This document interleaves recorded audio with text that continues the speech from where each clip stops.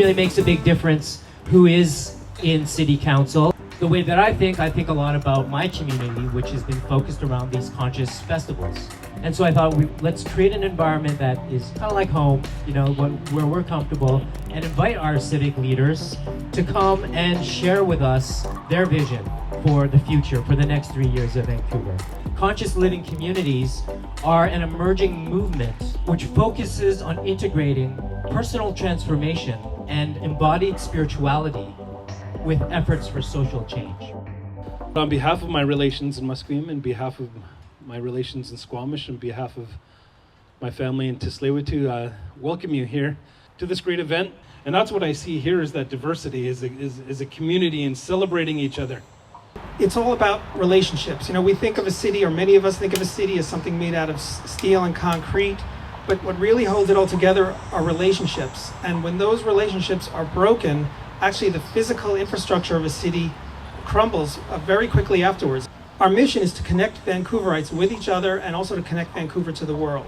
I do a lot of work in the city and on city council around how to engage people more with politics. How I got into politics is I was, you know, marching in the streets and getting petitions signed and going to a lot of evening meetings, and I got old enough to vote, and nobody that I was active with on changing the world thought that changing government was a useful way to change the world, and thinking, okay, something's really wrong here. How do we change this? How do we connect people better?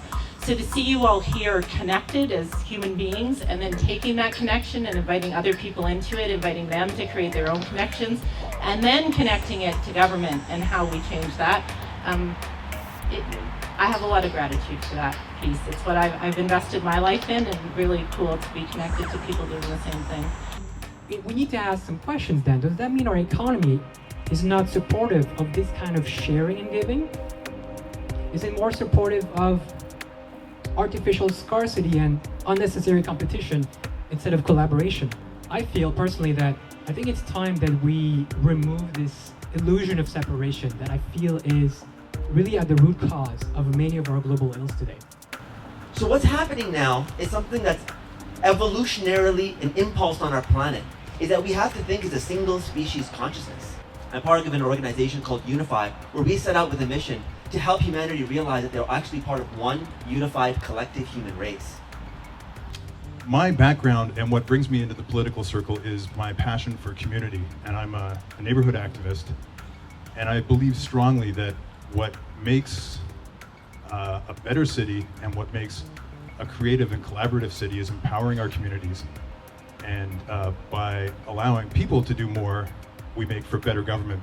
So by empowering our communities, exactly the kind of stuff that you do through the consciousness movement, we can actually build stronger, more resilient communities that empower all of us.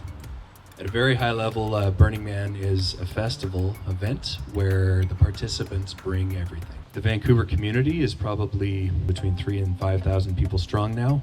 Really, when everybody is contributing and engaged, the energy that results and the collaborations that result and the growth that results is astounding.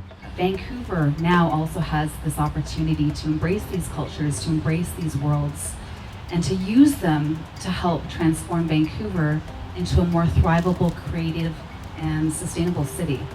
Well, I was first time elected to the park board in 2002, and then to council in 2005. Been to Burning Man 12 times, with my 12th burn this year. I also wanted to just talk a little bit about some of the Burning Man principles and how they relate back to the city, and one of them is participate.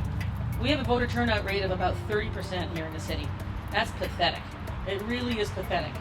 So let's look at participate. How about radical inclusion? Be included in the voice. Be one of those people who comes to us and says, we need an all ages music venue. What are you going to do about it? Civic responsibility is one of the 10 principles, and one of the ones that I really hope people embrace, because we need to know from you what you need. We're a very young city, and we are in a really sweet spot right now where we can influence the city's future in a way that most cities don't get to do. We're growing, we're changing, we're evolving, and we can have an influence on that. And so, without further ado, the Mayor of Vancouver, Gregor Robertson.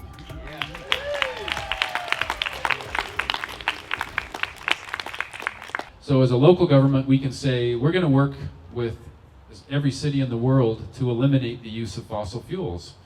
That's a goal that we've set in Vancouver. That's a goal that a number of us, as we travel and represent our city and meet with mayors of big cities around the world, we say, let's all commit to eliminating fossil fuels by 2050. If we can commit to that locally, then surely we can rise up as the great cities of the world and push the provincial and state and national governments off of the fence that they're planted on right now to follow us to those solutions. I've had the honor of working with a great group of people that almost all of whom want to keep serving our city, and I'm hopeful that all of you can get involved in any way that you feel drawn and passionate about to make sure people understand there are really clear choices to make, and people need to understand what those are and act on them.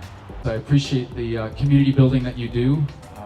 Politics is one important piece of it, but creating community, building relationships and connections between people is really the ultimate gift. And so many of you do that in many creative and passionate ways. And I just want to say thanks for all that great work and that great play and that great commitment that you make to making the world a better place. You guys and all the organizations represented here, you may not realize, I hope you realize, there's a lot of power, a lot of potential power in that. And I'm going to repeat it. Too many people decide that it's not perfect enough or that it doesn't matter. And so we don't vote or we throw away our vote. Think very carefully about that. What's going on in Vancouver has got global attention. It's imperfect. Mistakes get made. But hundreds and hundreds of actions, week by week, are causing what has me so excited about being a Vancouverite and feeling like we're just now rounding a corner towards what can happen in the future. It's very rare that you see leaders